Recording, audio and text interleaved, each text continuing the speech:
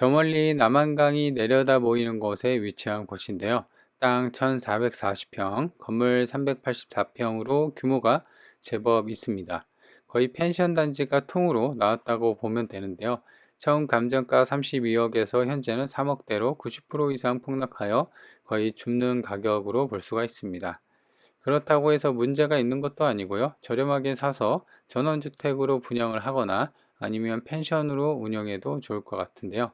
영상 끝까지 챙겨보고 이 집의 위치와 가격 정보 모두 챙겨가시기 바랍니다. 안녕하세요. 오늘 보실 집은 거의 이제 집이 아니라 펜션이 지금 보이는 아래쪽 수영장도 있고요. 집이 총 6채인가 그래요. 근데 이제 거의 4채, 그 절반 이상이고, 그 다음에 이쪽에 이제 땅이 있는데 몇 군데만 빼놓고는 전부 다 이제 통으로 본권뿐만 아니라 본권 사건 번호를 기해서 물건 번호를 달리해 갖고 다 같이 통으로 나온 겁니다. 그래서 일단은 처음에 그 앞서 얘기한 것처럼 감정이 32억 정도 됐고요. 그 다음에 계속 떨어져서 지금은 이제 3억대로 빠졌습니다. 그래서 지금은 이제 거의 90% 이상 폭락해서 거의 이제 죽는 가격으로 보면 되고요. 그래서 보이는 게 세 개 집이 있는데요.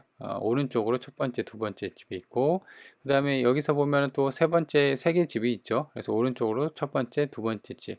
그래서 총 6개 집 중에서 4개가 매각으로 나온 거고, 진입로뿐만 아니라 이제 본권 그 집들을 바치고 있는 대지, 이런 것까지 해서 전부 다 이제 땅이 1400평 정도 되니까요. 굉장히 좀 크게 규모가 있는 그런 상황이라고 볼 수가 있습니다. 그래서 제 생각으로는 요거 같은 경우는 일반 개인이 접근하기는 좀 쉽진 않아요. 그죠? 그래서 이제 펜션이나 기타 어떤 이제 숙박업 뭐 이런 거를 좀 해본 구력이 있거나 지금도 운영을 하고 있고, 그래서 이제 그런 거를 이제 물색을 좀 하고 있는 분들한테는 좀 저렴하게 사서 이제 꾸미고, 여튼 그래서 펜션으로 좀 운영을 해서 수익률을 보고 그렇게 접근을 하면 꽤나 괜찮지 않을까 그런 생각이 듭니다. 왜냐하면 땅값이 거의 8억, 7억, 8억 정도 돼요. 근데 이제 땅값만 물론 이제 감정이 시세가 될 수는 없는데요. 여튼 감정이 그렇게 되어 있는 상황이고 거기에 못 미쳐서 지금 거의 땅값의 그 반의 반 정도 수준밖에 안 되니까요. 상당히 좀 헐값 수준으로 접근이 가능한 그런 물건이라고 볼 수가 있습니다. 위치도 괜찮아요. 실제로 여기가 펜션으로 운영했던 데고요. 그리고 아래쪽 지금은 안 보이는데 지금 아래쪽에 이제 남한강이 시원하게 흐르고 있어서 관광지로도 손색이 없는 그런 위치입니다. 먼저 지적들을 보면요. 본건이 매각이 되는 게 이제 이렇게. 근데 이제 보면은 중간중간 이빨 빠진 데가 이렇게 있습니다. 정확히는 여기. 그러니까 이제 집들이 하나, 둘, 셋, 그 다음에 넷, 다섯, 6개. 그래서 이제 보면은 총 6집 중에서 2집이 매각 제외인데요. 그거를 빼고 나서는 이제 전체 통으로 파는 걸로 보면 됩니다. 그래서 여기가 이제 진입로 아까 있었고, 여기서 이제 길을 따라서 이렇게 쭉해서 첫 번째, 두 번째, 세 번째, 넷, 다섯, 6번째 이렇게 집이 있는데 첫 번째랑 이 그 네 번째 요 집은 매각 대상이 제외입니다. 그래도 보시면 이 집 같은 경우도 이 집 같은 경우도 이제 진입로가 하나로 이렇게 연결돼 있어서 전부 다 이제 해당 진입로를 쓰고 있기 때문에 거의 요 두 집만 빼고는 이제 전부 다 산다고 보면 됩니다. 근데 보면은 지금 물건 번호가 같은 사건 번호로 2번, 3번, 4번이 있거든요. 그래서 보시면 2번은 요거고, 3번은 또 요거고, 4번은 또 요거 두 개예요. 그래서 실상으로 이제 온놈으로 살려면은 이제 다 같은 물건 번호를 사야 됩니다. 근데 이것도 뿐만 아니라 본건 1번 뿐만 아니라 이런 다른 것들도요. 것이 거의 반가격 이하로 좀 진행이 되고 있는 상황이라 거의 좀 저렴하게 살 수 있는 기회가 되는 거예요. 그래서 지금 보면은 두 번째, 세 번째, 그 다음에 다섯, 여섯, 그러니까 2, 3, 5, 6 집을 땅하고 같이 전부 다 사는 거다. 그래서 위성 지도를 보면은 이제 여기 진입로가 있고 2, 3, 그 다음에 5, 6 있죠. 그래서 요거는 아니고 요거는 아닙니다. 그래서 전부 다 이렇게 해서 다 같이 사는 거고 진입로가 이렇게 되어 있습니다. 이런 식으로. 근데 보면은 포장이 아니라 약간 뭐라고 해야 되죠? 자갈을 깔아놓은 듯한 그런 느낌이고 여기가 수영장으로 되어 있습니다. 여기 앞에도 수영장이 있네요. 그리고 정자들도 이렇게 있고, 그리고 집들은 보면은 대부분 이쪽을 바라보고 있네요. 이쪽이 남쪽, 이쪽이 서쪽이거든요. 그래서 남서향의 향을 갖고 있고, 얘는 여기 집이랑 여기 집은 또 다르게, 여튼 이제 남쪽으로 남서향이냐 남동향이냐 뭐 그런 식으로 되어 있습니다. 맨 위쪽에 있는 수영장인데 운영을 안 하고 있는 것 같죠? 데크랑 그 다음에 그래도 그 잔디 관리나 이런 거는 좀 잘 되어 있고 풍차나 이런 식으로, 그리고 여기 같은 경우는 축대를 좀 쌓아서 좀 높여 놨고요. 그래서 거의 독채 수영장으로 쓸 수 있을 정도로 괜찮네요. 위에서 봤을 때는 이제 이런 식으로 여기랑 여기가 되어 있고요. 진미눈을 보면은 이런 식으로 길이 잘 되어 있고, 그리고 이제 여기 두 번째, 세 번째 집도 이렇게 되어 있습니다. 그래서 지금 보면은 길로 이렇게 잘 되어 있습니다. 그래서 대부분 이제 건물 연식은 좀 있긴 한데요. 대부분 이제 관리는 그 나무가 아예 자라서 사람이 못 지나갈 정도는 아니고 그래도 관리가 좀 되어 있는, 그리고 옥상 부분도 보면요, 지붕이라는 것도 건물의 세월의 흔적은 좀 느껴지는 부분입니다. 저 여기도 마찬가지고, 집도 측면에서 봤을 때 여기도 그렇고, 두 번째, 세 번째 집, 그죠? 여기도 마찬가지로. 그래서 매각 대상을 보면요, 물건 그 매각 대상이 너무나 많아요. 그래서 일단 땅만 보자면은 여기서부터 여기까지인데 제가 좀 생략을 했습니다. 그래서 땅값이 아까도 얘기한 것처럼 대략 한 8억 정도가 찍힙니다. 그리고 건물은 지금 보면은 1층에서부터 해갖고 총 4채가 되어 있고요. 그래서 총 감정이 32억으로 찍혀 있는 상황입니다. 그리고 건물은 전부 다 이제 어, 철근 콘크리트 구조인데요. 일반 아까 두 번째, 세 번째 집 있죠. 이거는 일반 철거 구조로 되어 있어요. 그리고 나머지가 철근 콘크리트 구조로 되어 있고요. 그래서 건물은 튼튼하게 구조로 되어 있다. 감정가 32억에서 지금은 이제 아까 얘기한 것처럼 3억 8천이고요. 거의 90% 정도 떨어진 가액이고요. 2005년 승인이라 지은 지 21년 차 땅하고 건물 전부 다 포함해서 지분으로 팔고 뭐 그런 건 아닙니다. 그래서 매각에 하자는 없다.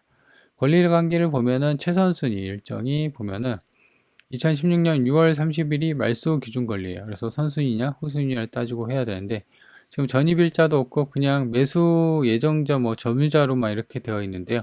매수를 하면 하지 예정자는 뭘까요?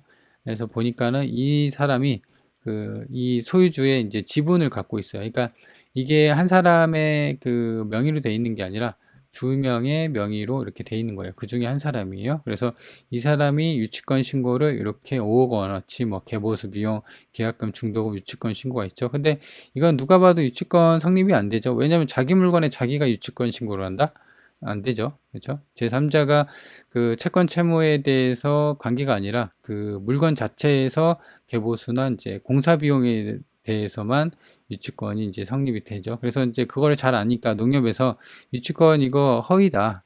이거 아니다. 그래서 배제 신청서를 접수했습니다. 왜냐면은 이걸 해야지. 안 그러면은 은행에서 이게 이제 32억인데 은행에서 돈을 얼마 빌려줬는지 모르겠지만 만약에 여기서 진짜 3억이나 5억 정도 낙찰되면 은행에서는 돈 많이 떼이는 거잖아요. 그래서 최대한 이제 적정가액에 낙찰이 되게끔 하려고 이런 식으로 유치권 배제, 이 명확한다고 하면은 유치권이 허위라는, 유치권이 성립이 안 된다는 그런 구체적인 근거가 있으면 이런 거를 은행에서 제출을 합니다. 그죠? 그래서 이렇게 보면 될 것 같고, 그다음에 뭐 소나무 어쩌고저쩌고 되어 있는데 크게 뭐 눈여겨볼 건 없습니다. 권리관계 깔끔하죠. 인근에 나와 있는 매물을 보면은 지금 뭐 9억짜리, 그 다음에 보시면 이 땅이 거의 좀 큽니다. 본건 같은 경우는 이제 1400평인데 여기가 이제 430에 한 3000평 정도가 되는데 9억 정도가 되는 것 같아요. 근데 이제 비교가 완벽히 안 됩니다. 그죠? 지금 보시면 2억짜리, 1억짜리 이렇게 있는데 건물 평수도 안 맞고요. 일단 나와 있는 매물은 이렇다. 그리고 실거래를 보면은 평당 이게 이제 대지랑 다 같이 물려 있고 그 다음에 도로랑 잡종지 전 뭐 기타 등등 이렇게 다 물려 있거든요. 그래서 이게 너무 많아서 이게 이제 계산하기가 좀 쉽지 않은데 그래도 최저가 기준으로 한번 평당 다 합해서 계산을 좀 용이하게, 그래서 지금 3억 8천이죠. 그래서 나누기 한번 해보면 평당 한 26만 원꼴밖에 안 돼요. 그래서 주변에 보면은 이제 본건이 하면 아마 여기쯤 있을 거예요. 이게 주도로에서 이쪽으로 좀 가다 보면 이쪽에 있는 건데, 그 주택 같은 경우는 대지 같은 경우는 평당 140, 그러니까 100만 원 초반에서 중반까지 실거래가 찍혔고, 그리고 마찬가지로 이 본건이 이제 사실 경매가 나오기 전에 실거래가 된 거 보면은 여기 2010년이에요. 꽤나 오래됐죠. 평당 166만 원. 그다음에 여기 첫 번째, 그러니까 1, 2, 3, 4, 5, 6이 있었죠. 그래서 4번, 네 번째 집도 이거는 이제 올해 2월에 실거래가 찍혔네요. 160만 원. 그렇죠? 그래서 이렇게 좀 실거래가 찍혔다. 그래서 가격적인 거는 좀 빠졌다는 것을 알 수 있죠. 무엇보다도 이게 땅값이 감정만 7억인가 8억인가 그래요. 그래서 그런 걸 보면은 가격이 좀 빠졌구나 이렇게 느껴지는 부분입니다. 본건이 여기 있고요. 그 다음에 버스 정류장도 한 400m 정도. 그래서 여기서 이제 이 펜션 단지 입구니까 여기서 좀만 가면은 버스 정류장이 있는 그런 상황입니다. 면내 생활권도 괜찮아요. 본건이 여기 있고요. 그 다음에 여기 면내까지는 4km. 그래서 8분이면은 차로 8분이면은 가는 상황이고요. 그 다음에 시내부터 볼까요? 시내가 이제 본건이 여기 있고 이 시내까지가 30km. 그래서 차로 가면은 내비 찍어 보니까 46분이 됩니다. 그리고 반경 30km 구간을 보면요. 본건이 여기 있고 여기 음영 처리가 된 게 30km예요. 위로는 원주, 그 다음에 여주, 이천, 그 다음에 음성, 충주, 그 다음에 영동고속도로가 이렇게 지나가고 중부고속도로가 이렇게 지나가고 있습니다. 그래서 위치는 대략적으로 이렇게 살펴봤고요. 자, 그래서 이 물건을 살펴보면은 일단은 정리를 하면은 이렇게 가격이 90% 이상 폭락을 했습니다. 그래서 앞서 얘기한 것처럼 권리 관계가 복잡하거나 그 다음에 물어줄 돈이 있냐 뭐 그런 것도 아니죠. 그리고 유치권 신고가 되어 있는데 앞서 얘기한 것처럼 소유자예요. 소유자가 자기 물건의 유치권을 신고를 했습니다. 그래서 그런 거는 이제 은행 측에서도 이제 보기에 요거는 좀 문제가 있는 것 같은데 라고 해서 이제 법원에다가 유치권 배제 신청서를 했다라는 거죠. 그래서 그런 부분도 이제 확인을 해볼 수가 있고, 그래서 권리관계 깔끔하고 인수자가 물어줄 돈도 없고, 다만 이제 앞서 얘기한 것처럼 지금 이건 물건 번호 1번이에요. 그리고 2번, 3번, 4번까지 있는데 전부 다 이제 본건에 이제 땅이 포함이 되는 거라 완전하게 살려면 이걸 다 사야 돼요. 그래서 사실 그것도 감정이 좀 약하게 되긴, 아니, 감정이 그렇게 많이 세진 않는데요.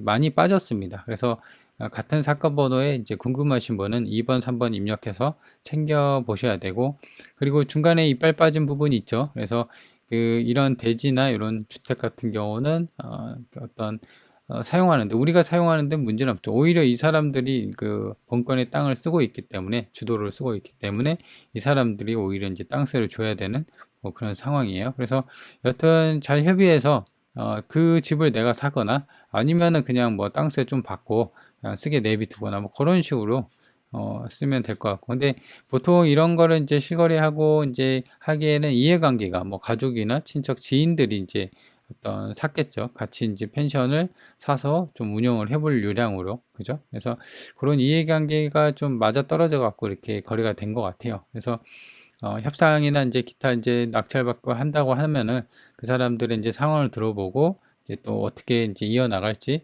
좀 얘기를 좀 해보는 게, 그 사람들 만나서 얘기를 해보는 게 중요할 것 같습니다. 오히려 이제 그 사람이 요걸 또 참여를 할 수가 있습니다. 그죠? 싸니까.